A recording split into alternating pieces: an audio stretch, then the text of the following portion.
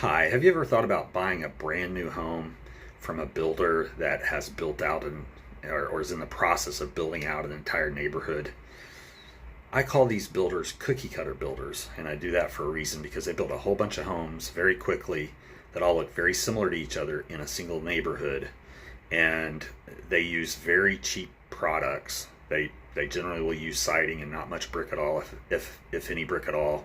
If they do have brick, it'll have a little bit on the front, but none on the sides or the back. It'll all be siding, and they use a lot of cheap materials within the house as well. And a lot of times these houses will have issues the first year or two that somebody moves into the home. I had a home like this through Ryan Homes where a customer bought the house, and within the first 2 months the floor started creaking. They got into the crawl space, figured out that there were a couple of boards already cracked in there that were causing the creaking that needed to be fixed, and they'd only been in the home for like 2 months. So a lot of these cookie cutter builders, we're talking about companies like Meritage Homes, Ryan Homes, Goodall, Beazer.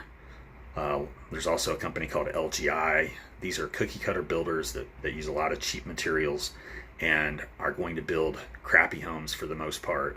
And I would just try and avoid them if possible. You're much better off buying a house that's 10 or 15 or 20 years old that was from a custom builder, from 20 years ago.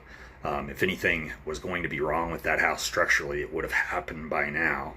And when you buy a brand new home, you don't know what's going to be wrong with it within the first couple of years. So anyway, that's my recommendation. Try to stick with custom builders or homes that are a little bit older rather than the brand new home from the cookie cutters. I would try and avoid them. Thank you. Have a great day.